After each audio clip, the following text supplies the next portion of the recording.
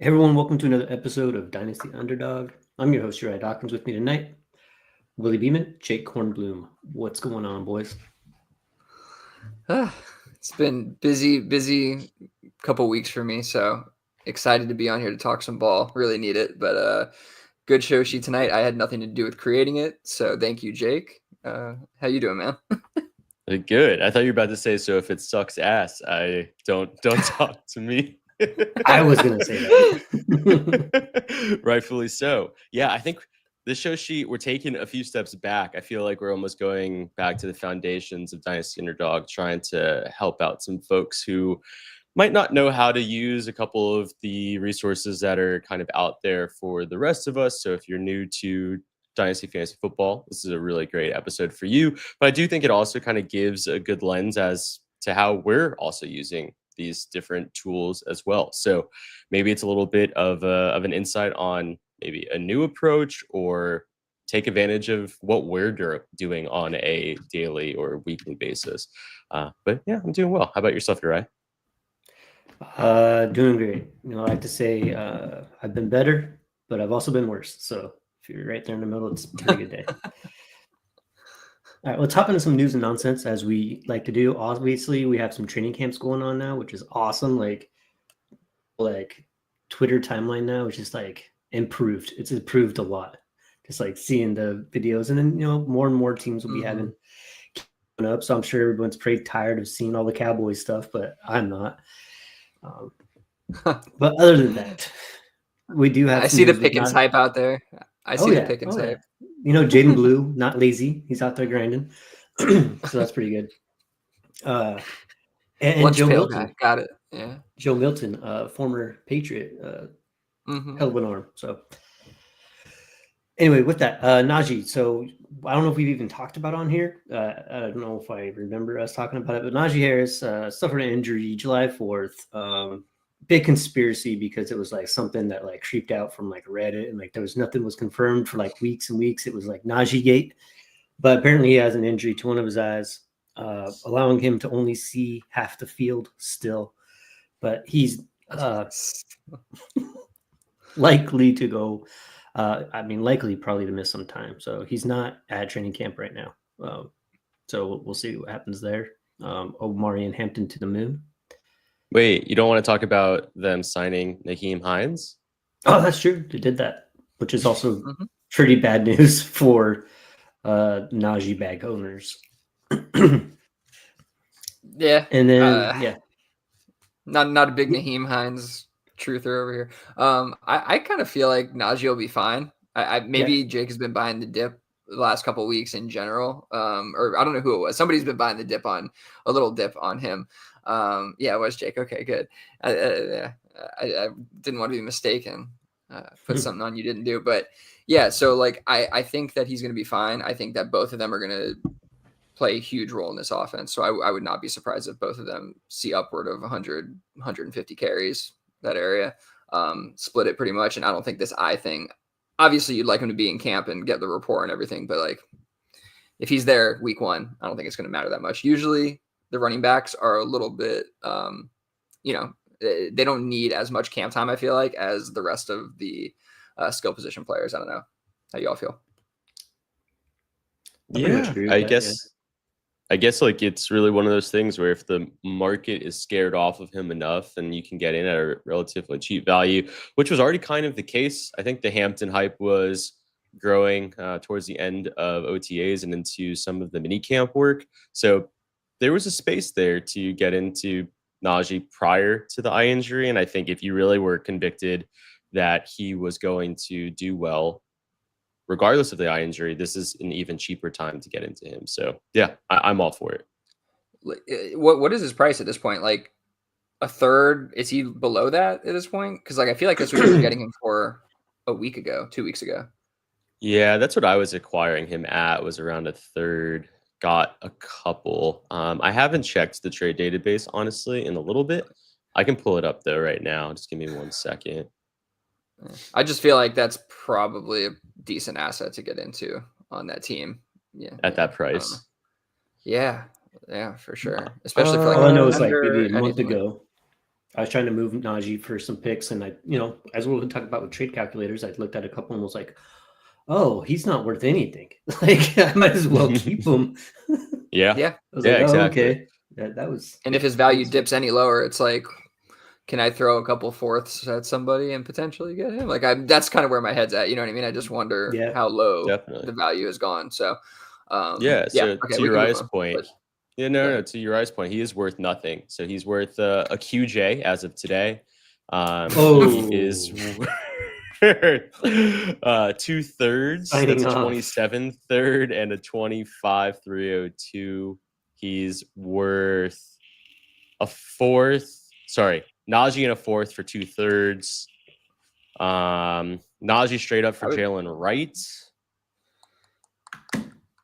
I'd probably do that. There's some interesting ways to get into him since the eye news is all I think you can kind of garner from that. Did I say Najee for Isaac Guerrendo in a fourth? I think that's also something that I don't necessarily dislike. If I can do Najee straight up for Guerrendo, I think that's kind of something I wouldn't mind getting into as well. All right. I like it. Najee, I guess. Oh, I'm sounding terrible. All right. DU legend Dalen Hoker retires. How old is he? 25. 25, right? Like 24, 25? Yeah. Well, RIP to the guy that, probably was never going to hit in the first place. But we have hope. We have hope for these guys, and that's all that matters. But hope is everyone remember that one-handed catch that he had over the was that at the combine? Is that where that was at? Was it the combine? I thought that was in college training. It could have been training camp. Oh yes. I think I know what you were talking about. I think it was in training camp. I don't think that was the combine. Yeah, I just remember him like basically just like grabbing it like that. For the people who weren't watching what I just did and you're listening to this, it was borderline dinosaur Tyrannosaurus Rex arm. It's a good description. It's a great description. Yeah. But yeah, rest in peace. And by that, That's I mean crazy. to his career. He's definitely still alive. I just mean to his career. I don't even know what team he plays for.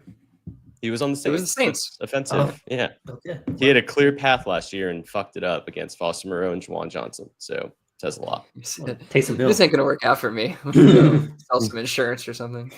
Or maybe he saw that they drafted Tyler Shuck and he's like, no way.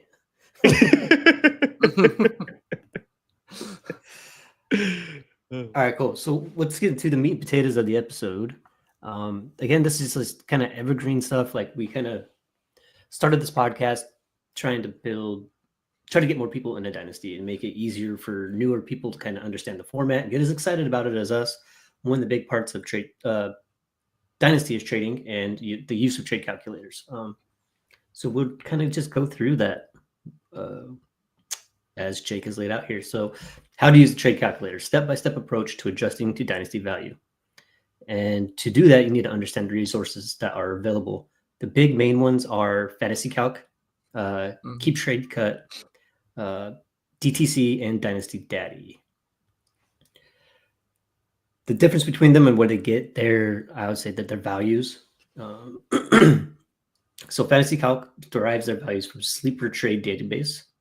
KTC is from user inputs on a KTC survey poll. So when you go to Keep Trade Cut, it's a free calculator, but they always going to have to give you a prompt. 3 different players, keep one, trade one, cut one, right? Basically ranking them 1, 2, 3. So that's kind of helpful. I mean, as long as people are really doing it with good intentions, it could create really, really good ranks from the community.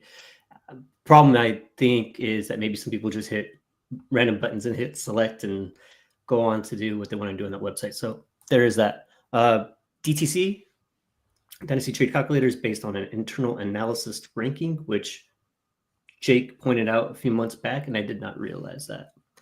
And then Dynasty Daddy has access to multiple source rankings and creates different valuations.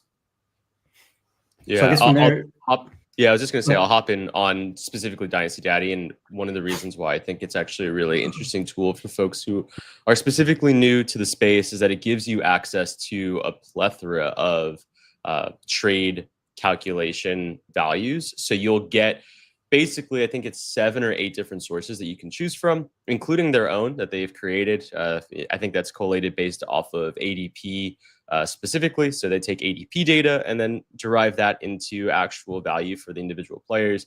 But more importantly, it's the fact that you have one website that you can now use as multiple sources of information, so you can compare those different values. So for instance, if you had a singular trade, you can then compare that trade's value on the multiple sources of value, which is really cool, especially if you don't understand value of players at the time. It's a really good place just to say, hey, what can I do with this trade? Does it make sense? And if the trade says it's uneven on multiple trade calculators, then maybe that's a good spot to be like, hey, maybe I need to start adding things to one of the sides. But anyway, off to the next step. And real quick, Dynasty Daddy, you can actually use KTC values in there, right? Like, yes, if I'm not mistaken, that's true. It's one of the toggles, right? So you need to go to KTC. 2 things before we move on. DTC, like, I don't know how they do it now, but I know I remember they used to be a combination of ADP and their rankings. It was some formulaic version of that. So I don't know if that's still how they do it. I'm assuming it is. But that said, also I wanted to ask, does anybody here answer the question on KTC when they go to the website? Yeah. Yes. Now they've made it more mandatory in the prompting process. Like, even when you try and cancel out of it, I've had difficulty. Maybe that's just browser issue, but I don't typically know I would players, skip, and it moves on. Typically I'd skip. Yeah. Okay. Yeah. I just wanted to know. I just moved right past it. So, but I'm assuming in the back end that they do have some exceptions process where they're removing, like, I'm sure there's like certain answers or combinations of answers or certain things that just don't make sense that they probably remove at some level. So anyway, we can keep going forward. And then, so Dynasty Daddy is free, correct?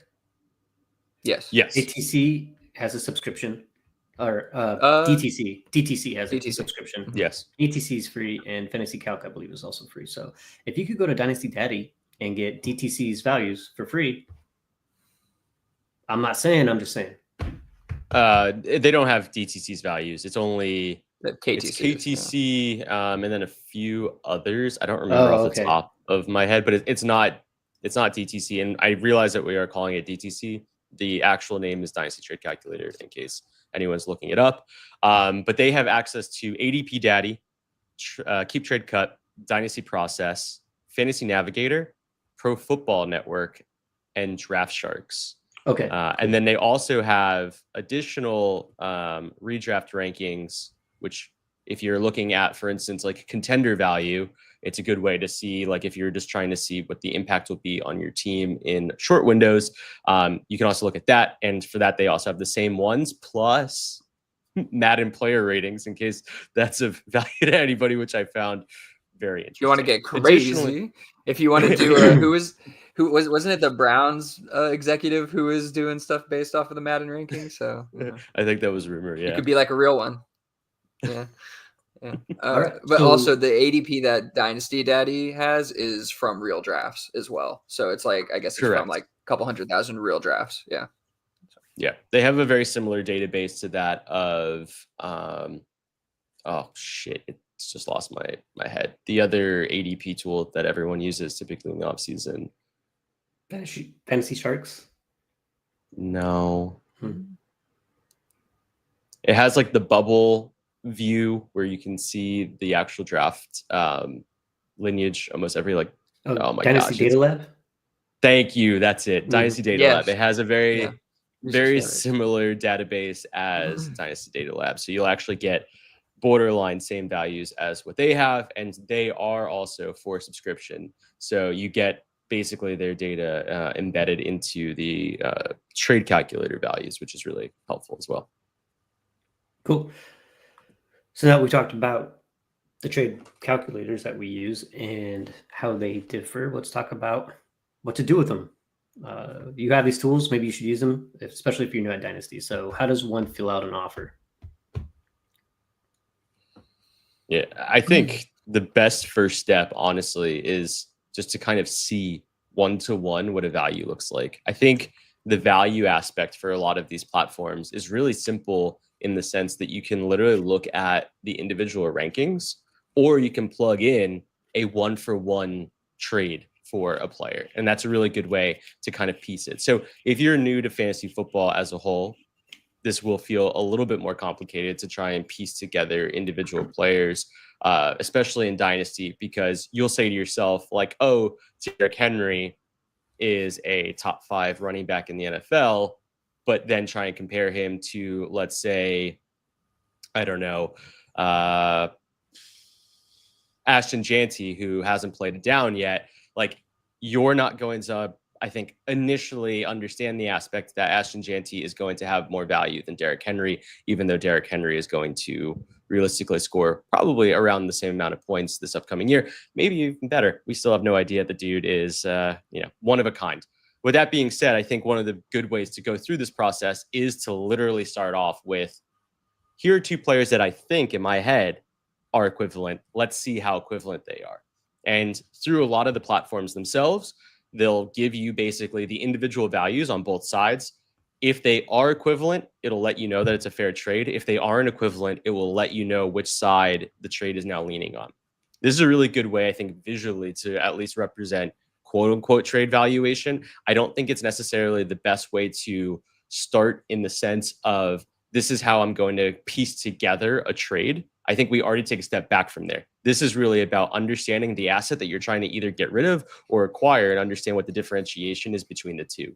Do either of you have any feedback for that part?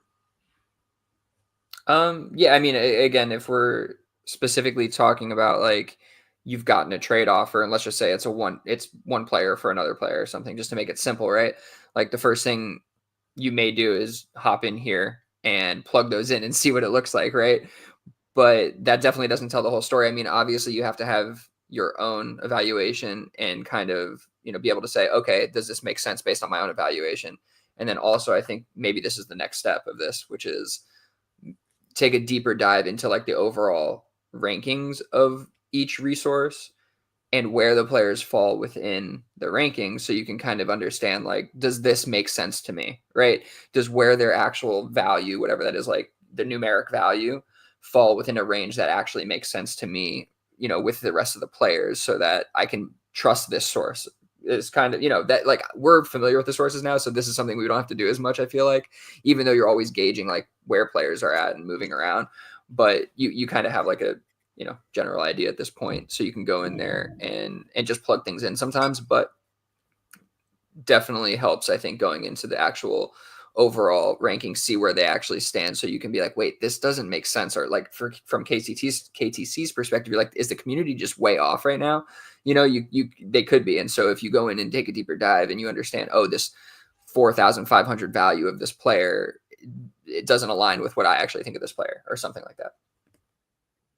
Yeah, and a really good example of that, like I had just said, with regards to a young running back and an elite running back, would also be like in the wide receiver space, or maybe we're talking about, crazy roster settings like Superflex. Like, maybe that's completely new to you because you've been stuck in redraft mentality, which typically will have 1 QB leagues. Like, you're starting to think about guys like Jackson Dart, for instance, who technically in keep trade cut is more valuable than Tyreek Hill or Mike Evans. Like, to you as someone who's new to the space, I think that would be really complicated in theory, because we all know that Jackson Dart isn't going to start the NFL season as a starting quarterback of the New York Giants. And so how do I now decide on that value? Justin Fields is actually ranked behind Jackson Dart. Tua Tagovailoa, I remember from last week, but I still fucked up the end. I remember. I won't try to correct myself. Polynesian names really getting the best of me. But I think that's a really good example of, like, how to try and move through what those values look like, but try and pace yourself. Like, I wouldn't necessarily go from the onset of even trying to go cross positional. Like, I think this is really a great exercise to say to yourself, let me try and understand the individual player rankings. Let me then go from the individual or positional player rankings and then dive a little bit deeper into what the cross positional rankings look like. How does my scoring settings in my league impact the way in which I'm going to now view this trade, i.e. Superflex. If I have to start or potentially can start up to 2 quarterbacks, how does that now impact?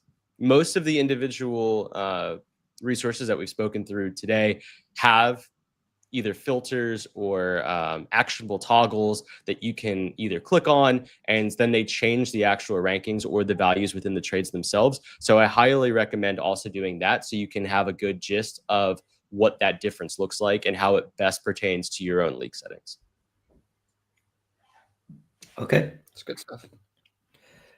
And then so gotta talk about trade databases. A lot of these websites will actually have, like, I know DLF did for a long time, Dynasty Daddy does, I believe, where they have a database.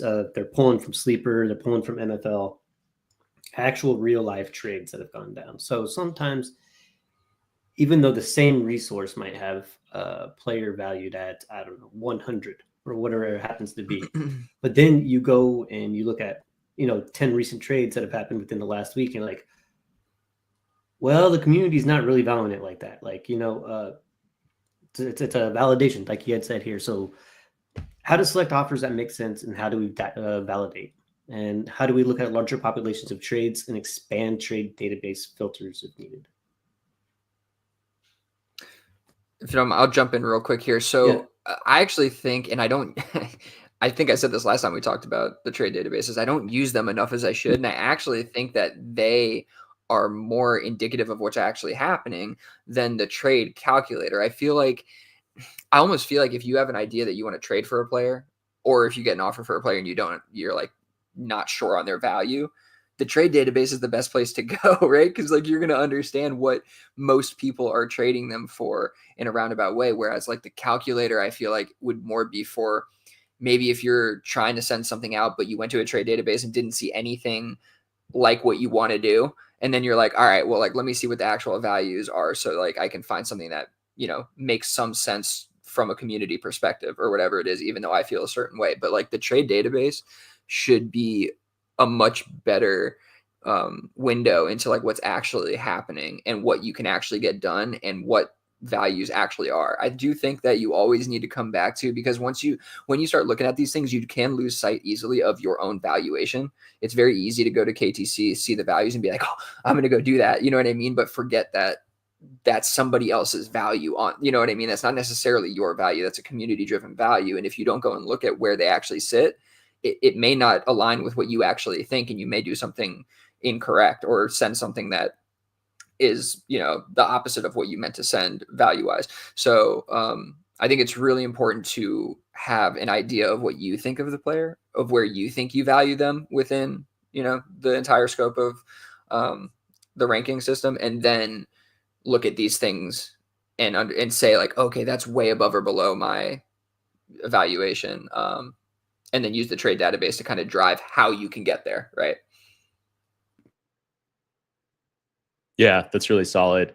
The only thing I really want to add on that is really about understanding, expanding the filters of the trade databases themselves. So one of the things that I think can pick up people while they're going through the process is trying to find the exact trade that they want to make, right? Like half the battle is trying to find some other person out there who's made this exact trade that you're looking for. That's not the best way to really be looking at trade database values. Instead, what I've always tried to do is if there's an asset or multiple assets that I'm trying to acquire, I typically, and what you can do in a lot of these databases is plug in their actual names themselves. So please don't just do like an open search of all players, all trades. You'll find a lot. So make sure that the scoring settings and roster settings are as close to identical as possible. What I would say is in most situations, if you're playing in a super flex league, make sure that the team number is exactly the same. I think there's a really big differentiation between 10 team and 14 team, for instance. When you're making a trade with quarterbacks, the value of quarterbacks is going to either increase in value, the higher number of teams, and decrease in value, the lower number of teams, right? So that's one thing that I'd really call out for. The other big one is going to be points per reception, so PPR. if you're going to do that as well, please make sure it's a 1-to-1 match for the most part. Outside of that, I do think that for tight end premium, you can typically work in usual ranges. So for me, between 0.25 and 0.75 is usually about the same range. And then 1 point to 2 point tight end premium is its own range as well. So that's kind of the best way. And additionally, if you don't have tight end premium, don't include it in your view. I think it's just best to keep things as clean as possible when you are going through that process.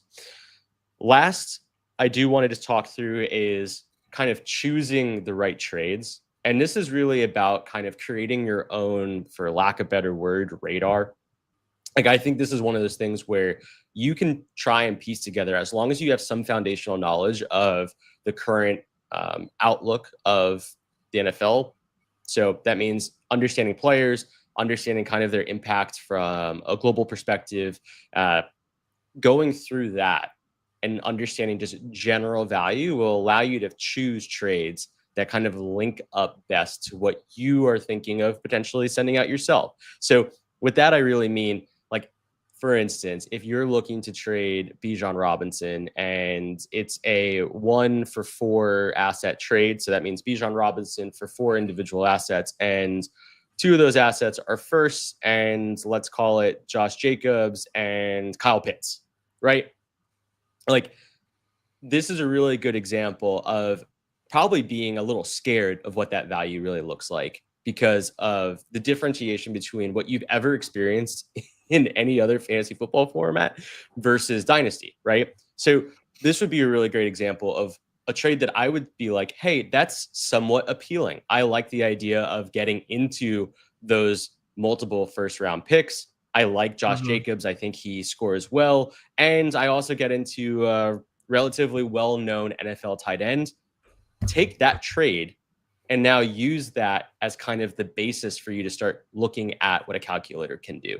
Now, by all means, almost always when you see trades that are that different in terms of the actual number of assets from one side to the other, the number of assets side, and by that I mean like the asset side that has more assets, is typically going to win in a trade calculator. There's a bit of a cheat code process in trade calculators where if you just stockpile assets on one side, sure as shit, it's going to beat, the top 10, 12, 24 assets in Dynasty Fantasy Football calculators. It's just going to almost every single time.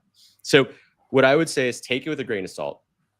But in this type of situation, I do think that if your roster is constructed in a particular way and you think that those firsts are going to be positioned in a way that might have longer term value, this could be a potential, pathway to trying to define a trade for you moving forward. Now, by all means, when I say using that trade as a basis, I don't mean, take that trade and now plug it in and then send the same exact trade out, because sure as shit, that's probably not going to be a 1-to-1 match with some other team's roster. So that's not necessarily the path. And I think that's kind of where I think the next section with how do we piece it all together really talks through. But before we move there, I did want to just kind of phase it back to the two of you. Do either of you have any other points about the trade databases? You're muted. You're muted. Of course. All right. Yeah. So I was just going to talk about the overweight to one side of the trade as far as assets go. Like the saying goes, like, 5 nickels doesn't equal a quarter, right? I mean, technically, you have 5 nickels, that's 25 cents. Quarter is 25 cents. But in the Dynasty trading world, there needs to be some sort of penalty for, and I think some calculators have that. I know they do. Where, say, you have your 4 assets and it adds up to 1,000, and the one asset you're trying to trade for adds up to 1,000. You really can't like that. Like, look, I gave you all these 10 pennies. Give me that dime. It's just not quite the same. If that makes sense to you, you got to kind of knock the side that has more assets. And the manager taking on the more assets now has more work to do to make room for those extra assets. They're only getting rid of 1. Now they got 3 extra. Well, they don't have 3 open bench spots, right? So now they got to do some work. So there should be a penalty there. And you should realize that in your head when you're sending off offers, that just because you could make it add up to one asset's value doesn't actually mean that pile is really worth all that.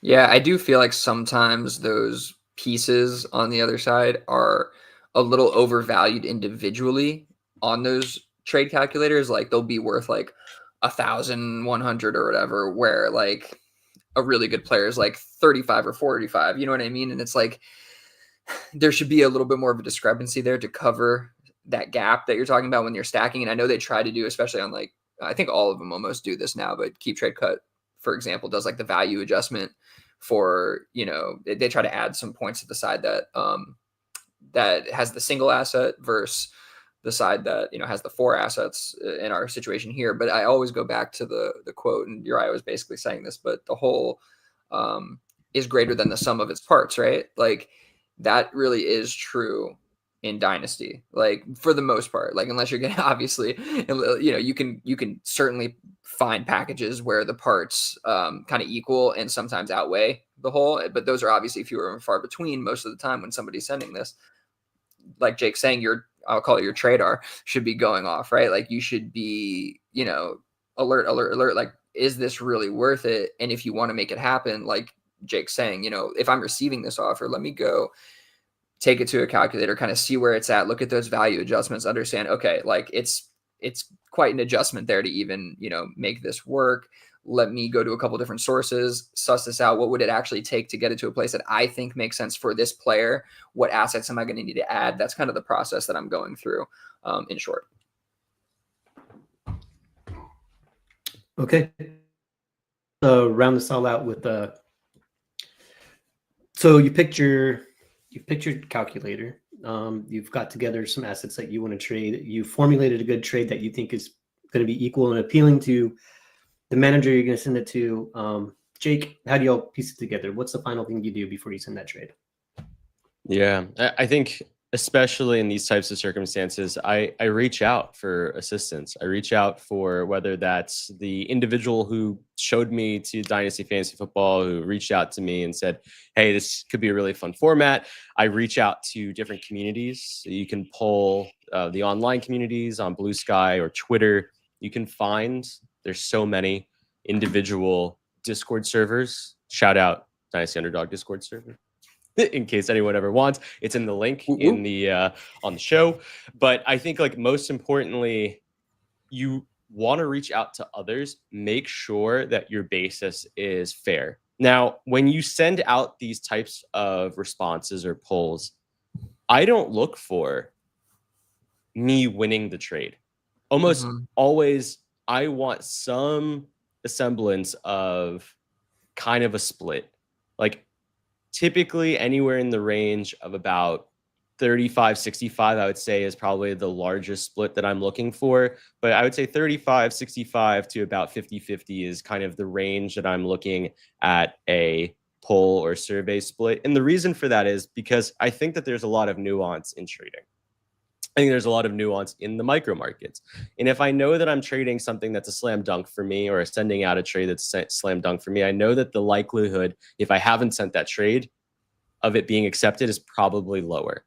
So more often than not, if I'm just trying to gauge interest, I'm going to see whether or not what do others think of it, because more likely one of those 12, 30, 50 people that are voting on it are going to be very similar to the person that I'm going to send it to. So if I can at least get the range of outcomes to be somewhat in that 65-35 to 50-50 range, I feel pretty comfortable. If I do see that it's a landslide and it's like, you know, one person out of 50 votes for the other side, I'm probably going to try and do some more work and see if there's maybe a middle ground, or maybe I just have the valuations wrong on that individual player. Do either of you do anything else with regards to reaching out to the community or trying to gauge the trade itself before you end up sending it? I only send completed ones, and I look for 90-10 splits going my way. You know, that's all I'm looking for. No. I probably don't do as many of the polls as I need to, but I will just try to like spark up conversations about players sometimes, or just like whatever it is, just trying to gauge kind of how people feel about certain things. But yeah, when I'm posting a poll, it's interesting you say that, because I guess I don't worry so much about the lopsidedness of it. So long as it's not something crazy. Like if it is like, you know, an 80-20 split, like I'm going to be like, yeah, it's probably not going to get done. Let me go back. But, you know, if I'm getting, 60 or 70, I might still try to shoot it that way. Especially if like the other sources that I'm looking at are telling me to, you know what I mean? Like if we're looking at trade calculators or databases and we're seeing similar stuff, but, our Discord is like, I'm, wholeheartedly on your side of it. We just may be more aligned sometimes too. I do think that like with the Discord, like sometimes we are more aligned as a community. That said, we get great feedback in there, critical feedback both ways. So, but yeah, I guess I haven't thought about it as much when I get one of those big splits, but it's a good point you have some work to do for sure if it's one of those. Cool. Yeah, shout out Jake for putting that together. That's, I think, just a very good evergreen topic to discuss, especially since Dynasty's growing and there's going to be new players every year that may need help with this, because it is far different than redraft. So good job. Can I just add one additional thing? No. Sorry. I just wanted to include that as like a next step. I think what we've kind of presented is the best way to approach it if this is literally your first time. This is kind of like the, parent to child, this is what your first kiss, this is what sex is going to be like conversation. It's never going to be exactly how we're going to tell you, right? Like, this is not it. This is just a glimpse of what some of that process is going to look like. Moving forward, I do think it's really important to think about a few different things before you actually do send the trade. And this is just something to be more mindful of versus like actually adding legitimate value to it. So what does it do to your team? And what I mean by it, what does the trade do to your team? How does it impact your team? Are you tiering up a specific asset? Does that tier up add points to your team, or is it just simply getting younger? If it is, how is it impacting your actual scoring on a week-to-week basis? What is that actual cost? And additionally, like, are these decisions actually smart, or are you just getting assets that you like? So a lot of times in this game, and I do believe in this wholeheartedly, the best way to enjoy it is to have assets that you want to root for. I do believe in that. But at what cost, right? Like, I think that's the most important thing that you should be kind of valuing before you even hit send. So even if you have all of the additional facets that we've talked through, you go through the trade calculator, it's even. You go through the trade databases, other people are doing similar moves. You go through the polling process and other folks have individuals voting for both sides, or they vote entirely for your side. And it looks like a slam dunk, but it doesn't actually fit your build. It doesn't actually do anything to improve your team. There's a step missing. So all of that to say, there's always some more foundational thought that you can provide yourself throughout this process that isn't just, I'm going to plug in the trade. I'm going to find similar trades to make myself feel better about doing this trade.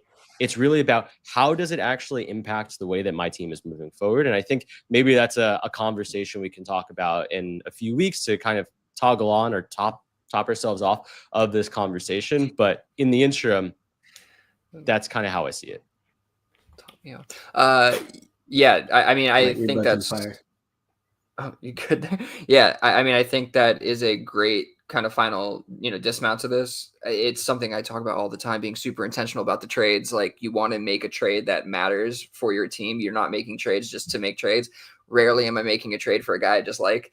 I like AJ Brown a lot. I'm not out there trading for him, all year long. I saw he was a value this offseason, and then I'm trading for him, right? It's almost always for a reason, and specifically to kind of like improve my roster. So I think that Jake is absolutely 100% correct there. That is a key piece in like the trade process, like you need to be asking yourself that question before you even move forward to send the trade.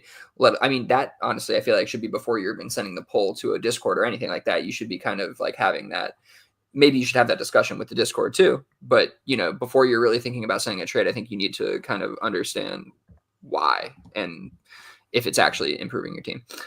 So we'll move forward here, but I just want to hit some comments here from YouTube. Got Iston here. Also use polls to see how fair or close a trade is before sending it. So, yep, definitely. Or find one I like more than the community and spam that offer. I think that's a great one, obviously, going against the grain, right? Like, once you kind of pinpoint that and you realize you're on an island, I mean, in Dynasty, a lot of the time, kind of, you know, planting your flag is the way to go. And if you can go against the grain, you can definitely win a lot that way. Lapisaurus here. Quote, you see, son, when you like a player on another team, you need to make the first move. Let them know you're interested. You see, son? Oh, my goodness. Okay. That's good life advice, too. You know, like I said, we're not just a Dynasty show. You see something, go for it, all right? When you see something you like and you want, you go for it. Closed with mouths consent. don't get fed. Yeah. All right, cool. All right, moving on. So also shout out Jake for taking care of this. I don't know where he finds the time, but navigating the league, the league's murkiest rooms. And this is actually kind of fun because basically what he has here, I think that Billy's going to screen share. Oh, yeah, let me do that. The sheet that Jake has put together. And basically we're going to be talking about, not super in depth probably, but like talking about different places that have these players ranked in offenses that we find murky, such as the Green Bay wide receiver room, the Indianapolis Colts wide receiver room, the Chicago Bears, which I know everybody's going to try to get, like, you want a piece of that team, assuming they're going to be better than they were this year, and Buffalo and New England. So here we go.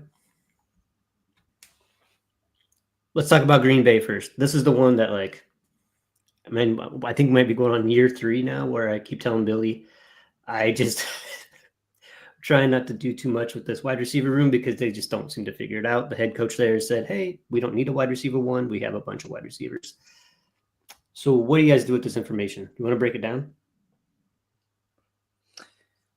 I mean, I'll just throw out an initial thought and then I'll throw it over to Jake since he kind of created this. Maybe he has some other thoughts, but just in general, I think the Green Bay room is a good one to shout out first because Green Bay and, as I scroll down here, Buffalo feels, oh my goodness. Okay, yeah, you're filtering for it as I'm going. Okay, we can definitely filter, but just an overall point, Green Bay and who the fuck did I just point out there? Jesus Christ. Oh, Buffalo. Sorry. And Buffalo are super chaotic in my opinion. Like the wide receiver room, there's so many. Well, first of all, in Green Bay, there's so many of them, and there's actually quite a bit of talent, to be fair, but not the highest end talent. But then there's just so many of them and so many targets to go around, so many that you can't really understand, like, on a week-to-week basis what this scheme is going to look like and where the targets are going to go. And then on Buffalo, it's a lot of targets again, but it's a lot of mid. It's like super mid. There's nobody on that list where you're like, wow, this is like the guy. You know, Khalil Shakir may be the one that stands out the most, like secure. You know what I mean? Outside of that, you just don't really know where things are going to go any given week. Khalil and so Shakir. Those two. Hey, that's good. Khalil Shakir. Wow. Damn, I missed that. Well done, Uriah. So we can start with Green Bay. I'll throw it over to Jake, but those two really just felt chaotic to me. Yeah.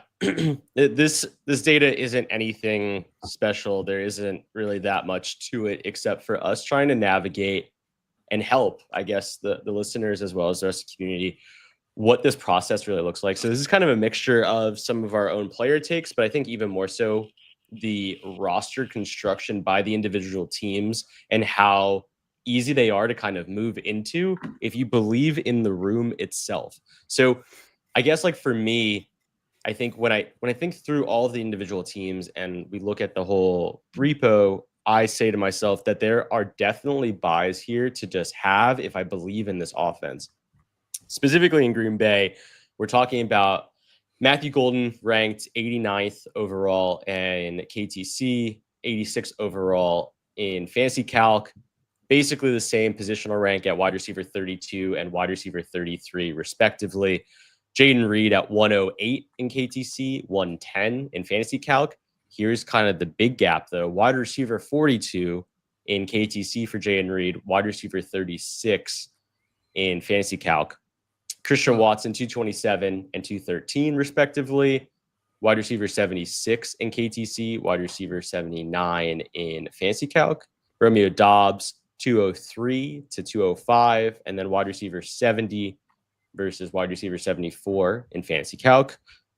Dontavian Wicks, 233 overall versus 234. It is pretty amazing when they're literally that close. Wide receiver 79, though, versus wide receiver 88. And then lastly, Bo Melton at 407 overall in KTC, wide receiver 145, doesn't show up in Fantasy Calc because I don't have that many rankings. I think it cuts off at 400. And then lastly, Tucker Kraft, tight end 8 at 101 overall in KTC, tight end 8 in Fantasy Calc at 98 overall. Luke Musgrave, 224, tight end 34, 286, tight end 44. So I went through all those rankings. I know it's a lot of information, but I guess more importantly, when I think about Matthew Golden, for instance, because he is the highest ranked player in this offense, right? We're talking about in KTC, he is neck and neck with guys like George Pickens, Chris Olave, a late 26 first, Terry McLaurin, DJ Moore, Quinshon Judkins, Ricky Pearsall, Chuba Hubbard, Jackson Dart, Justin Fields, Luther Burden, Josh Downs.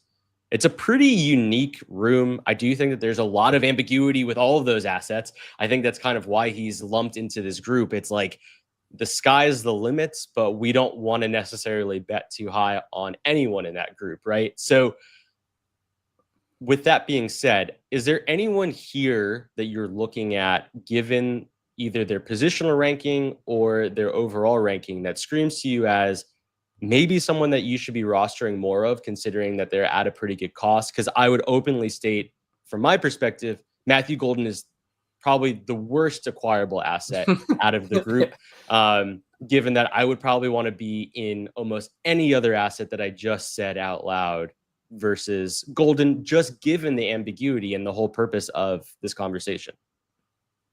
Yeah, sure.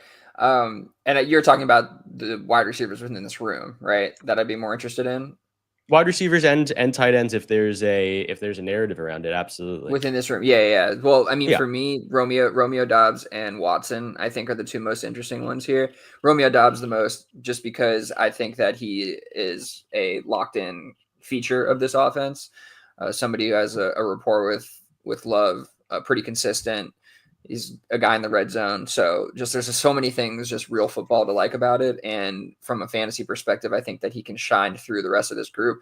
Watson, just because of just where he's ranked and the upside there. So I don't hate it, but I don't have any shares. I'm not doing anything to get into that. I do have Romeo Dobbs shares. I have tried to get a little bit more into him as I've seen his value kind of dip. So that's really the one that sticks out to me, honestly, out of this entire list. I think Kraft is ranked a little high, as much as I like Kraft. I'm not surprised he ended up in this area, because we talked about this very early on in his career that, we could see that in his profile, but just a little spicy for me. Probably not getting into that too much. And you're right. Before you jump in, I just want to give some additional detail there around Romeo Dobbs' value. So Romeo Dobbs right now is hovering around Wan'Dale Robinson, DJ Giddens, Jarquez Hunter, Quentin Johnson, are you Theo kidding? Johnson, Devin Neal, Jonathan Brooks, Trevor Etienne, Shadur Sanders, Demario Douglas. And Demario Douglas is actually someone that we'll talk about in a little bit, but I just wanted to give that context as well, Uriah, before you hopped in. I was just going to basically just pair every last thing that Billy said. I agree with him 100%. Romeo Dobbs and Kraft. Those are two guys that I know for a fact have a role on this team week one all through the next season. So the list of players you listed off next to Romeo Dobbs is kind of disrespectful. So, I agree with everything Billy said here. Yeah, so I guess the most actionable advice from this group really is to get into Romeo Doubs at cost. I do agree. I think between him and Watson, those are the two that I would want to get into. But given that Watson is like only 24 players behind and probably won't play a game for at least the first 6 weeks of the season, I'll probably just try and get into the thing that I know that can potentially flip in value for the first 6 weeks. And I think that is Romeo Doubs. Additionally, I do love the value on Luke Musgrave as well. I will say that God forbid something happens to Tucker Kraft. I don't love Luke. I just know that they will use the tight end to some degree. I think that there's a really strong narrative if you can get into a Luke Musgrave for a fourth, that there's a space there if you're playing in tight end premium, that he's probably pretty easy to flip.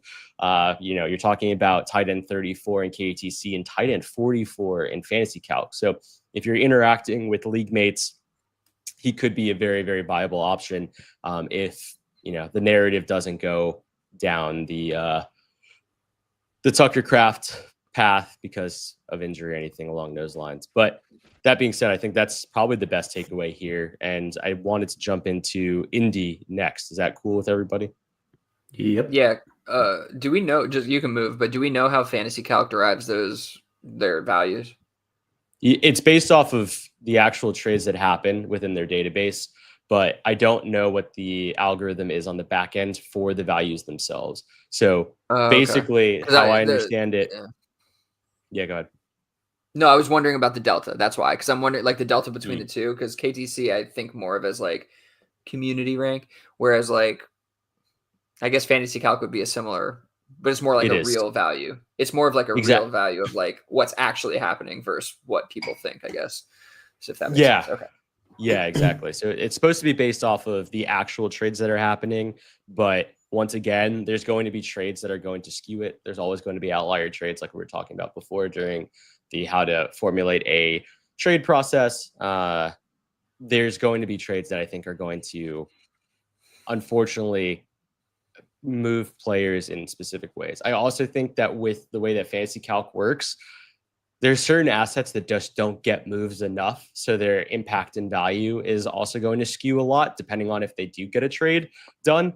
So, if there's, for instance, someone like a Luke Musgrave, who probably no one is going out of their way to try and acquire, maybe not no one, but a very, very few number of people, the individual trades that do occur for him are going to have a lot more impact than someone, let's say, I don't know, looking right now, like Alec Pierce, I think is probably someone who's for some reason, more desirable and has a higher Fantasy Calc ranking would just be kind of the way that I would see it.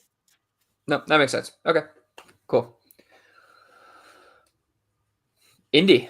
Let's talk Indy. What are we thinking about this room here? Okay, looking at these values, there's not much I'm interested here in personally. Josh Downs is probably fine value, but I mean, if you still believe in Adonai Mitchell, that's it right there, really. If we're looking at, this from the perspective of a murky room and not knowing like really who's going to come out on top at the end of the day, there's been, a lot of issues with Michael Pittman's health. Not sure how long that relationship's going to last. And so that leaves you with a pretty thin room. And I think opportunity for Adonai Mitchell to kind of, prove himself here. Alec Pierce is I think kind of a staple of whatever this offense is going to be. He's just kind of cleared out guy and he'll get some targets, but I mean, at that value, maybe he's worth just having on your team, but I would not be going after him really in any trade. So yeah, that's how I feel about the room. Tyler Warren, is that tight end 4? Yep. Yeah, no, thank you. Okay. No, thank you. That's and that's tight end 4 in both platforms, which is the scariest part about that.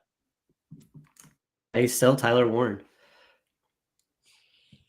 Colson Loveland will be tight end 5 when we go to Chicago. So it's pretty interesting just how impactful the current rookie tight ends are right now on the tight end market. But yeah, I think I agree with both of you. I will say that Alec Pierce does feel like a good buy if you are playing best ball, knowing that his impact is pretty pretty much like what you expect from a best ball player. Low receptions, super high ceiling in terms of what he can do with those low receptions. But given costs, it makes a lot of sense. I did want to shout out Michael Pittman's cost on KTC because it's a weird one. You're talking about Michael Pittman is next to Evan Ingram, Travis Kelce, Jacoby Myers, Isaiah Pacheco, Brian Robinson, Terrence Ferguson, Kyle Williams, Geno Smith, Jake Ferguson, Travis Etienne, James Conner. I'm going to be honest with both of you. I don't think that there's a single player outside of maybe Brian Robinson, maybe Travis Etienne that I would want Pittman over. And it's Agreed. just one of those spaces that I just don't want to navigate myself. And I'd almost rather, unfortunately for Pittman, to start off the year poorly and then maybe get into him for cheaper because I do think that his ceiling output is much higher than what we've seen. And obviously injuries impacted his 2024. I'm not going to say that they didn't. It's just he now has Daniel Jones throwing to him or Anthony Richardson. And we know kind of what that looks like, unfortunately, historically. So I agree completely with Billy. I don't think I want to buy in really on anyone here except for maybe Alec Pierce in a specific format. Yeah, real quick here, Iston. Are they values for Indy? It's a good point, and I think that may be like speaking to like the situation, right? Like it's just a shit situation. So is anybody really a value at that level? I mean, I think there still could be, but we just laid it out. Not really. Old Hunter Tom, yo, it's Tuesday night, boys. The algo brought me back. Old again. Hunter Tom, welcome back, brother. Welcome back to the promised land, my guy. Love it. Love it. Awesome. Okay, back to Iston. Hypothetically, if Indy improved, how much would these players increase in value? A bit. Yeah, for sure. But it's like a hard thing to like improve. Like, what does that mean? Like, if Anthony Richardson turned it around, right? Like that's to me like what we're talking about here. Then I think you could see, probably Josh Downs from wide receiver 35 up to wide receiver like 25 in that area or something like that potentially. Like, but we have no idea because we don't know how good that could be. So like, yeah, a lot of these guys could improve, but to me, like, even if the situation was perfect, it's not like Alec Pierce is going to be that much more desirable. Tyler Warren might be. And then maybe Adonai Mitchell rises quite a bit. Like that's the one who can really rise the most, I think, out of this entire group, independent of the team improving. But if the team improves, you'd think that would also kind of come along with it potentially. So I don't know. That's where the hope is at, I feel like. But anybody else have any thoughts on that? Yeah, I just feel like ceiling output from a passing yardage perspective, because we are talking about the receiving room, is 3,400 to 3,500 yards ceiling. That's ceiling. That's and disgusting. I think the realistic floor is probably around 3,000 yards with the most likely outcome is going to probably be somewhere in that 3,150 to 3,250 range. Like, it's just a really difficult offense for me to see legitimate output from unless there's like a serious injury to one of these guys. And that's what I think will potentially drive more fantasy output. But then it will be one of those conversations. What does that look like in 2026? Like, if that happens to anyone here where, God forbid, Michael Pittman or Josh Downs gets injured and you now have 1,000-yard receiver out of one of those two guys because they can control the whole room, I'm getting out of them as fast as I possibly can for whatever that ceiling value looks like, Yeah. No, it makes a lot of sense. We want to move forward with Chicago. Yep. All right. This is probably one of the more like talent heavy rooms that we're talking about. I feel like we're talking about a lot of and it is ambiguous, but like there's a lot of good players here. And in the other rooms, there's kind of not a lot of good players. So this one definitely stands out to me. Yeah, Jake, anything here that you got specifically on these players? It's funny. This is one of those where I was looking at the depth chart and there's such a significant drop off between wide receiver 3 and wide receiver 4. You're talking about guys like Olamide Zacchaeus, Devin Duvernay, Tyler Scott, I think was his name. Yeah. Was that yeah. Back in the I day. like Tyler Scott, man. Back from Cincinnati, I believe. Yeah. Yes, exactly. Yeah. That Tyler Scott. I think that there's a space here that if you really, really wanted to play the long game and you wanted to get they're all probably free agents or waiver wire ads in your leagues. I think that there's a space there if you want to play that. I just don't think that they're worth more than the bench spot to begin with, because you're not going to be able to trade them for anything more than probably mid to late third. Outside of that, truth be told, I don't think that anyone here is acquirable right now. You're talking about Rome Odunze at wide receiver 20 and wide receiver 19 on KTC and Fantasy Calc. DJ Moore at wide receiver 31 and wide receiver 27 on KTC and Fantasy Calc, and Luther Burden at a whopping wide receiver 34 in fantasy and KTC and wide receiver 39 on Fantasy Calc. To top it all off, Colston Loveland at tight end 5 on both KTC and Fantasy Calc. Like, I think the projections, the ceiling value for a lot of these players as a room is already there. And I don't really think that there's anything that I can openly state that is super actionable outside of just a player take. Like, I think Luther Burden is a better asset than the other assets that are around him. That's not really what I want to do with this exercise, because that's just not really that friendly to the process. Like, yeah, I like Luther Burden more than I like Justin Fields. Like, what the fuck does that mean in the grand scheme of things? It doesn't mean anything, right? So it's like, I just don't see. No. Yeah, less crowded room for sure. But yeah, I think that's kind of where my head is at. All right. Well, let me just throw out two just thoughts here. One, just a general thought that doesn't have much to do with the room itself, maybe, but like Rome Odunze not having proven himself necessarily and being wide receiver 2019, like kind of like a solidified top 20 wide receiver seems a little crazy, but like I do kind of get it. Also, I don't think that his dynasty value in reality reflects that. Like, I don't think I can trade him for what that value actually is on the market. Just in my experience, that's more anecdotal. Cole Kmet, also only 26 years old. I don't think that he's going to do anything here, but he may leave this team one day. And if he's down here at tight end 35, like we've seen much, much worse tight ends come back and, have resurgences elsewhere. So like if I can maybe get him for, I don't know, what is that, a fourth maybe at this point? Something like that, a couple fourths, maybe, a throw in on a trade. Like I'm probably going to ancillary target him when I'm looking at other teams for trades. Just seems like something I might want to have on my team long term. Not really something you have to do urgently, but yeah. I have nothing to add. Yeah, it's a good shout.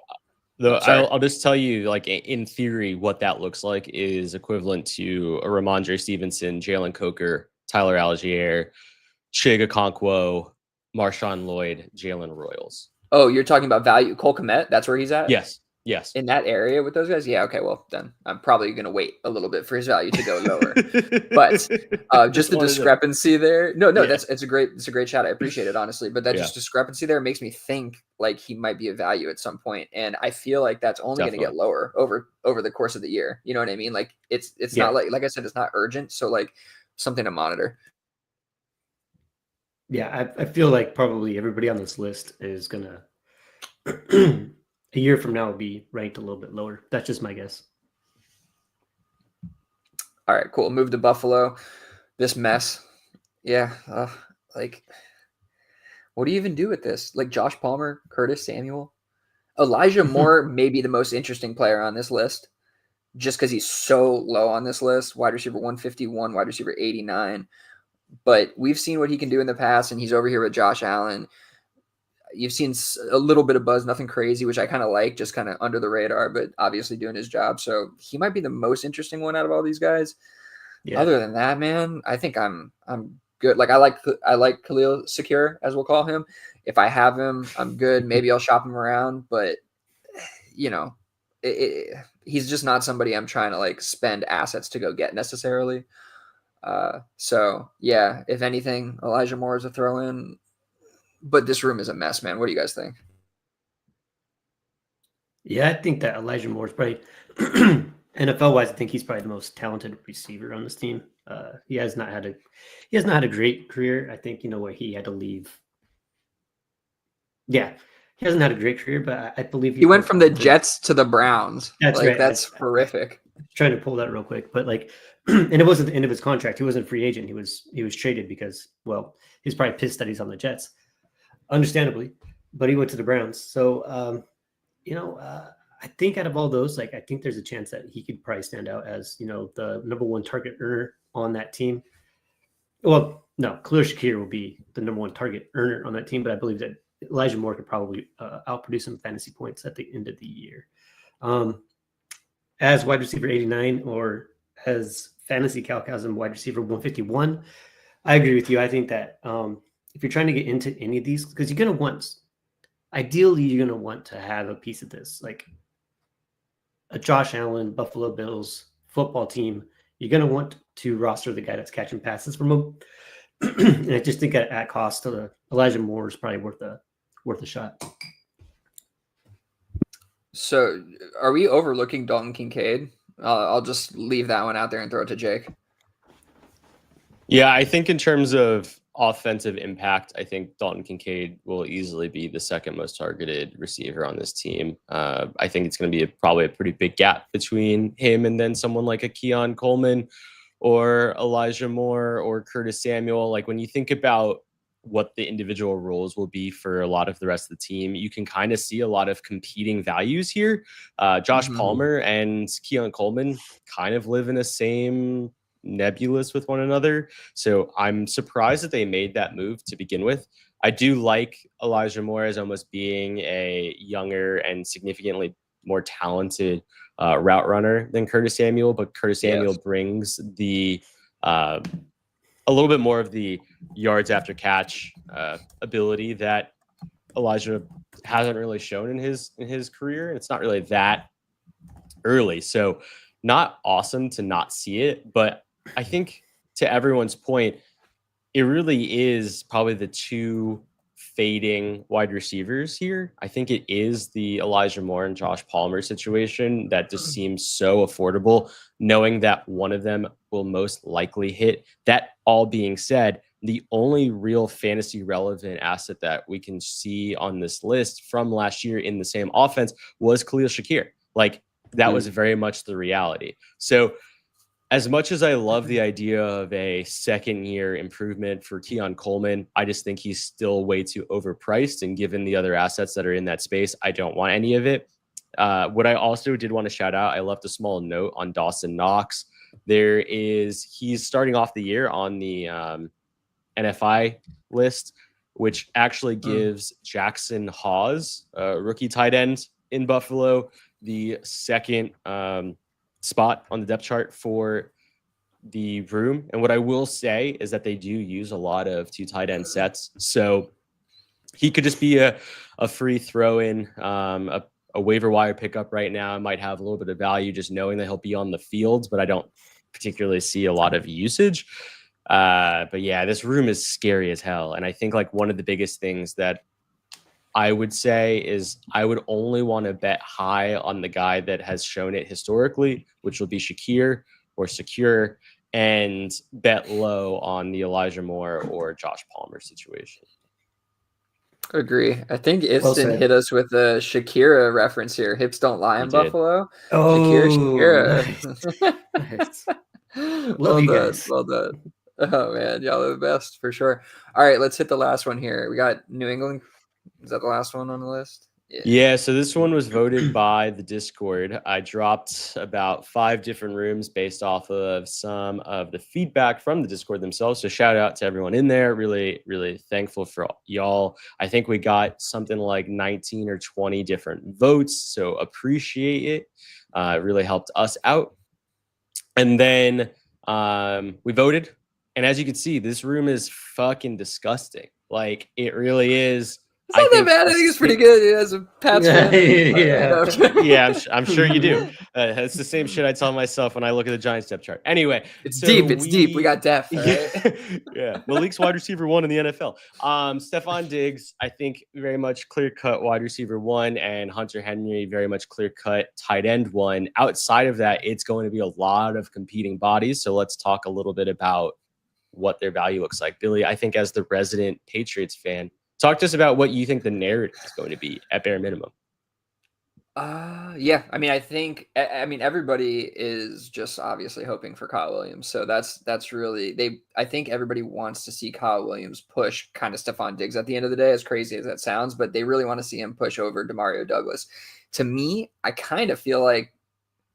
really feel like this could be Stephon Diggs, Hunter Henry just leading the way completely, for the most part. I could see easily 100 targets for Stephon Diggs. Easy. Hunter Henry probably, 80 to 100, similar range, but like Demario Douglas, I do feel like could take a step up this year. So I feel like he's a little bit undersold in the community in general. He's honestly been amazing as kind of like building rapport in that room and just kind of building culture in that room. Like I kind of see a lot of it, but he is like, I don't know. He just seems to be the guy in that room that everybody gravitates towards. So I really like Demario, but yeah, I think it's going to be Diggs and Hunter leading the way this year. And then we're hoping Kyle Williams comes around.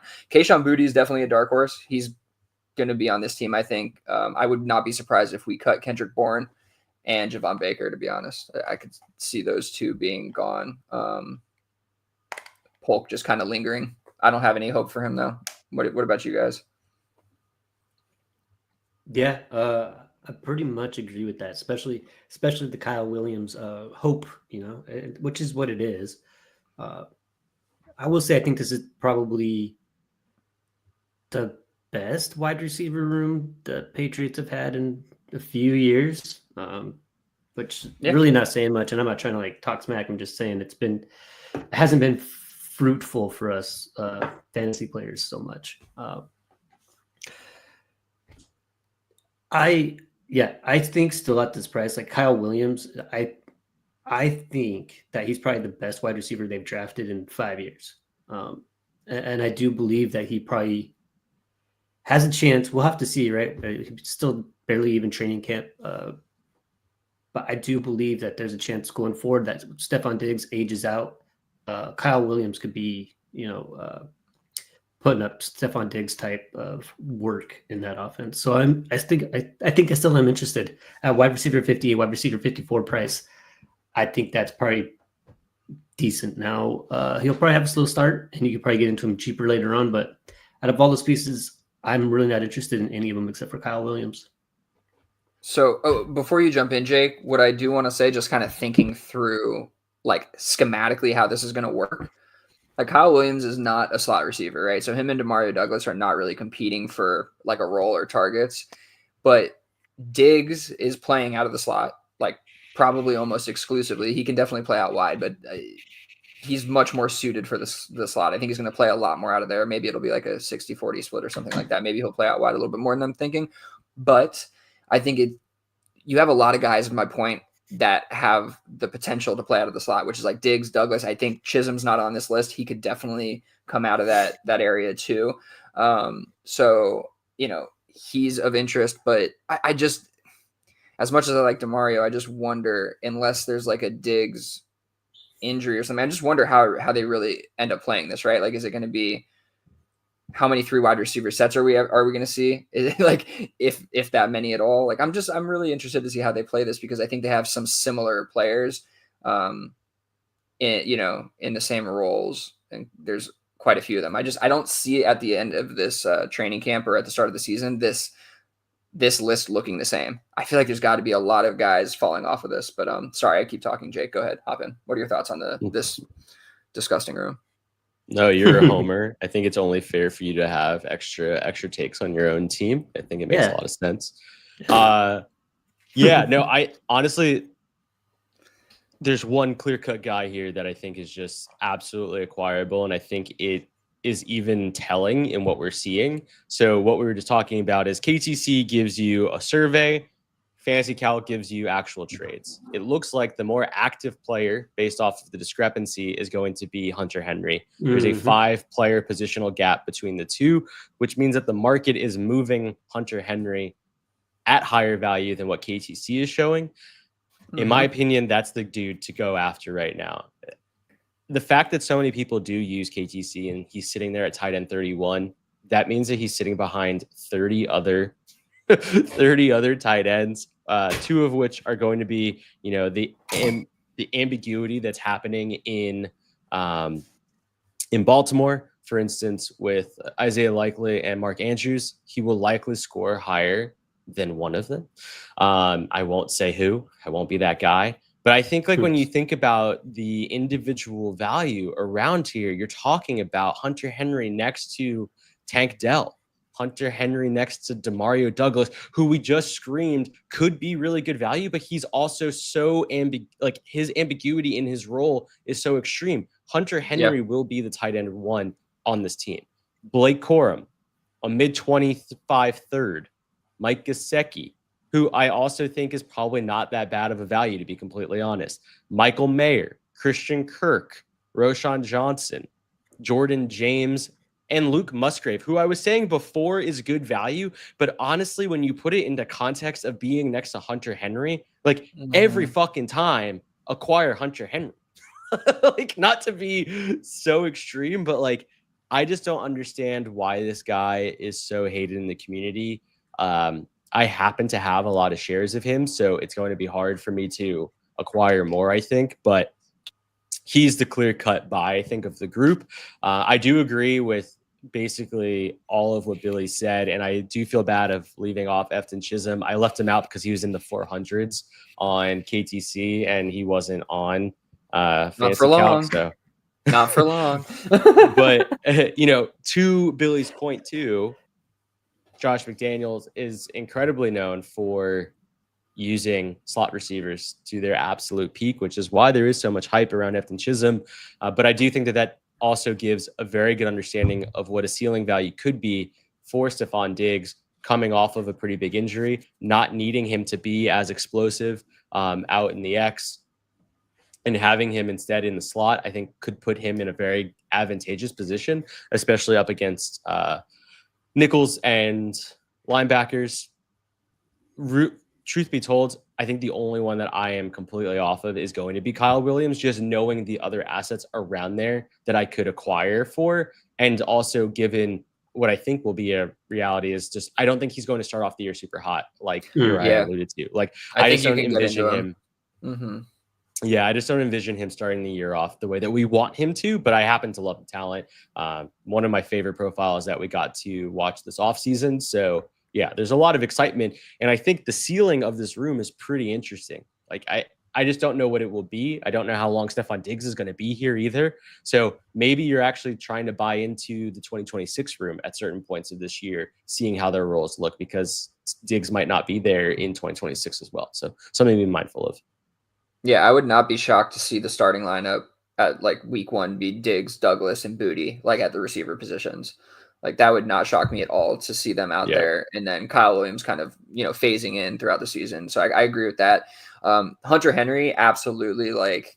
He's going to be dynamite this year. He was absolutely awesome last year, first of all. And he was the security blanket. And now he gets an extra year with Drake in Josh McDaniels' offense. Are you kidding me? Not like us. Tight end 31. What are we doing here? Okay, we can move. I think, is that it? Is that all we have for this section?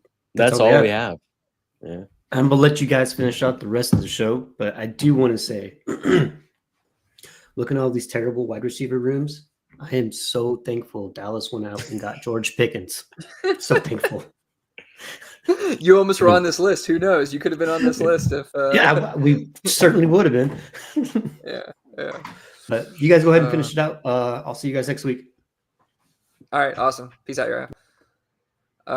Awesome stuff here, though, Jake. This was a really, really good exercise. I love going through this stuff. It's really good, kind of seeing everything up against next to each other with the rooms all together, and then see their values next to each other, and kind of the differences between KTC and Fantasy Calc. I mean, Yeah, this is a great exercise to go through. So thank you for putting that together. Appreciate it. Yeah, no, it was a lot of fun, and unfortunately, a lot of manual data dropped for me. The way that these fucking You websites gotta hit me up, bro. Gotta hit me up. I have my ways. Do you for I have for both of them? better ways usually than you'd think. Yeah, probably should have. I tried a lot of different things that I have used in the past, and it didn't work. I think it's just like the way that they embed their data on the front end that just made it really hard to read. But yeah, it sucked. But anyway, one last question before we move on to that. Lap did have this question, and like I don't even know if I fucking understand it, so maybe we don't answer it. But anyway, I just want to throw it. I saw it. Is there? I didn't understand it. Okay, then never mind. We'll just move on to Joe's question. No, like we can answer it. I'm happy to answer it because I don't know if I can. Okay, all right, fine. Is there anything to the fact the presumed wide receiver one on each team are similarly valued, yet Love is valued more than any wide receiver, while DJ and AR are valued below their top three? What props up the Indy wide receivers? Yeah, so what he's saying is that Golden and Downs are close to each other. Those are the presumed wide receiver ones on each team, yet Love is more valued than Daniel Jones and Anthony Richardson are valued below their top three wide receivers. So the ambiguity in the quarterback room, like, is there anything to the fact that there's ambiguity there that is like propping up their wide receivers, whereas the lack of ambiguity is driving the value down? I think the reality is more so that the quarterback competition is what is driving that value down. As soon as someone gets named as the starter, you'll see their value get pushed back up, and they'll no longer be probably below. They'll probably be close. Like I think Michael Pittman will probably be close to the value of either AR or Daniel Jones. But the reality is that Jordan Love is a starting quarterback in the NFL. He has shown pedigree. He has shown that he has the starting position in Green Bay. And I think we're playing and we're looking at Superflex rankings. So they're more likely to be positioned there. But because of the ambiguity, you're not going to see it. That's, I think, there's the narrative involved there. Yeah, I mean, what's funny is we're talking about ambiguous wide receiver rooms, but it's also an ambiguous QB room. So you're getting the same thing from both of them is the issue. Like, if it wasn't an ambiguous room, you wouldn't see that happening. To Jake's point, Love, there's no ambiguity, and he's great. Or he's very good, I should say. So, yeah, solid question. Okay, good stuff. I will stop sharing, and we will knock out this last question from Joe here. And so Joe has a question for us. Short bench. 20 spots, 10 by 10, meaning is it a 10-person league and it's a start 10 league? Correct. Yep. Okay. 10 team league, start 10, super flex, and start 2 tight end, and then only 2 regular flex spots. So just to hash this out, we're talking about there's only 10 starting spots. 2 of them are quarterbacks, potentially. 2 of them are super flex. 2 of them are tight ends. So that's 4 spots taken up off rip. Then there's 6 other spots, 2 of which are flex. So 4 other spots, which are 2 running backs and 2 wide receivers. Yeah, that sounds right. Yeah, that sounds right. Okay, just to hash it out so the question is here. This is a home league. Question is, how would you construct a roster, and how does it change the value of elite players at certain positions? For me, if I'm building a roster in this league, personally, I'm probably focusing in almost entirely on stacking a bully tight end room, right? Like immediately is my first thought. Like, can I get 4 tight ends? Because first of all, I have to start 2 of them. I could potentially start another one if I get another elite option at my flex position, right? Then I'm going to focus on also, can I do some, I don't need to go QBX necessarily. If I can do it, I would. You're probably not going to be able to do both of these strategies, but can I also get like 4 startable QBs throughout this draft? Like not, and hoping I can more like long-term starters, you know what I mean? Even if they're like Baker Mayfields or whatever, like those kind of guys. I want like 4 dudes that I can just roll into there, right? And then after that, like take whatever running backs, wide receivers fall to you, unless like I get the greatest hero running back value fall to me somewhere, maybe I'll do that, but I'm not going to give up the value of the tight end probably. In this scenario, I don't know if there's any tight end premium. It doesn't seem like it, but I'd still want to stack at least, I think, three to four really startable tight ends. Maybe the fourth being a Hunter Henry type if you want to go that way, but like 3 top end ones. And then from there, yeah, I'll probably fade the running backs. I'll stack up wide receivers and I'll play the running back game like I usually do, trying to get cheap ones along the way as I ride to a championship, hopefully. But that's ideally how I would go about constructing it. Thoughts, Jake? Yeah, I actually like that a lot. I'm in the similar boat. I do think that tight end bully does feel like the obvious play, which means that and I don't mean that in a rude way. I think that will unfortunately inflate the value of tight end. So unless you're able to tackle the startup and start off with the bully, I think it'll be really hard. With that being said, if you are able to, then I think the build is pretty easy from that point forward, honestly. Like, I think it's like you get 1 elite wide receiver, ideally 2 elite quarterbacks. You could probably find a pretty easy way to get into 2 quarterbacks in the top 8, maybe even 2 quarterbacks in the top 6 from a starting perspective. And then you're really just talking about having significant running back depth. Like, my entire bench, even with a short bench, would probably be 2 quarterbacks, and then majority will be running backs. Like, I'm talking about like 2, 5, 1, 1, and then some type of ambiguous piece. Like, I am looking to just basically push through those running backs into the starting positions as candy, and then the rest of my construction will be in the flex, right? Like, that will really be where I am defining where my value is. And to Billy's point, there might not be tight end premium, but start 2 tight end is a tight end premium. So if you are able to get into 2 higher end tight ends, that will be the way to go. Like, if you're stuck with, let's say, like a Jatavian Sanders and Tucker Kraft as your 2 tight ends, you're in a hole, right? So like, there needs to be a way for you to have someone between Bowers, McBride, and Kittle. Like, you have to have at least one of them, I think, to properly compete, and ideally 2 of them. But then I think in the next tier is trying to get at least one of Hawkinson, then maybe a young guy like a Warren Loveland's situation for the future if you're able to get in on like a rookie draft. I don't know how far along this league is, but I think that's kind of like where my head aligns. And also knowing that it is so short of a league with only 10 teams, there's great ways to get into firsts. I think if the rest of your league mates typically play 12 team, I do think that you get significantly more value when you're playing in 10 team. And that is also on the seconds as well. Like, certain teams will happily trade away their seconds when you're talking about, a 204, that's the 202. You're getting the 201, that's the 111. So there's spaces where if you attack the right teams in the right windows and knowing what they look like, because in 10 team, it's typically way more consolidated of competition because the lineups are moved the way that they do. But with that being said, there's also significantly more value on the waivers. So what we typically say more frequently is to, spend a lot of your fab or WAB on high-end rookies, typically after the rookie draft. I would say to not do that in a league like this. You're going to have to be paying a lot of attention to individual trends. I think there's going to be a lot of injury-related maneuvers.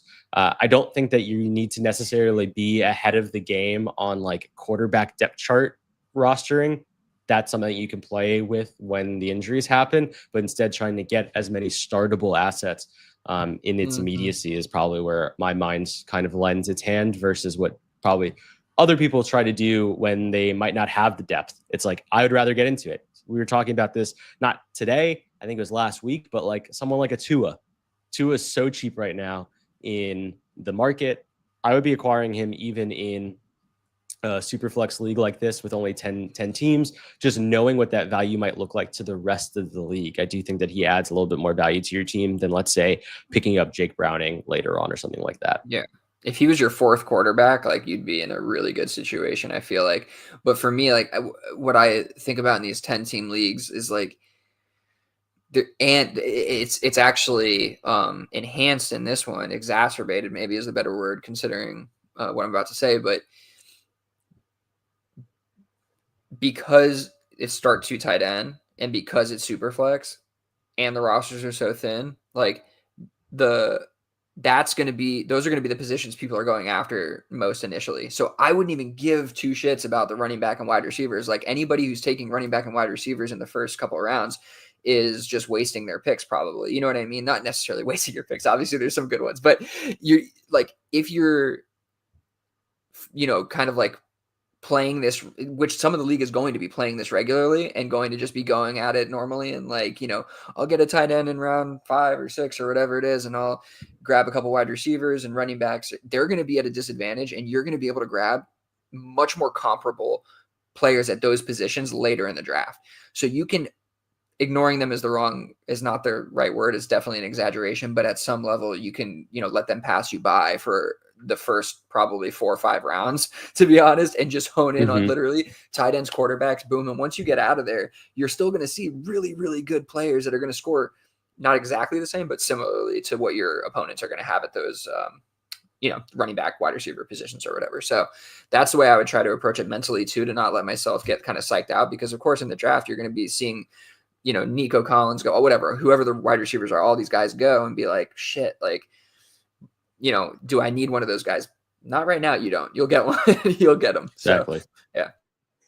Yeah. No, that's exactly right. I think that's amazing feedback. And Joe, I hope that was helpful. I have no idea, once again, what year you're in. If you have already started and this is not a new league, please let us know how it's been going, what your strategy has been. I would love to share it either on the pod or at least have the conversation on the Discord. So shout out NWO Joe. Appreciate the question. Yeah. Yeah. And real quick before, sorry, I muted myself for some reason. Before we get out of here real quick, like, how does it change the value of elite players, do you think? Like, just these league settings, right? Because to me, I do feel like the top end players matter a little more, maybe, just because of how many you need to like make sure that you are, because everybody's going to have a pretty competitive roster in 10. So you want to have the highest, scoring players. And so I feel like it increases their value a little bit, but I don't know if the majority of the league will adjust that way. So you got to keep that in mind and not, when you're making offers, not like come out with that. You know what I mean? Like you could probably make similar offers to a normal league and a lot of people wouldn't catch on. Whereas I feel like in your mind, you need to hold them at on a higher pedestal when people are coming at you, for those players. I don't know. What do you think, Jake? Yeah. Sorry for my premature ending. Oh God. Topping off with premature endings. You're on one today. Yeah. I think you're pretty on point. So just for a quick glance in comparison, we're talking about top 100 players versus top 120.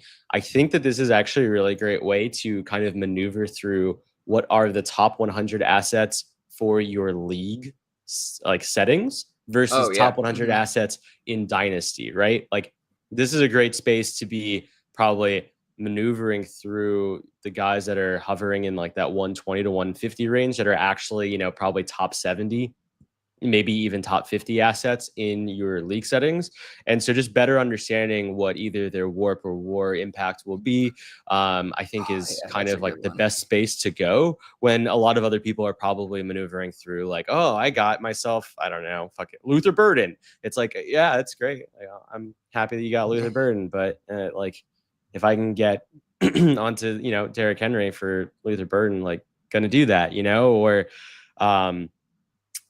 there's just like a lot of those types of assets that I think there's spaces to move into. James Conner is probably a really good example of someone who's sitting at 140 and will probably have way bigger impact on your team's actual outcome at the end of the year versus, having great fantasy, like dynasty assets, knowing that you're in such a shallow league, knowing that the churn is going to be much higher. I would feel I don't need those like extremely quote unquote high ceiling young players as much as I want players that are going to be scoring in the probably somewhere between top 50 to top 60 range.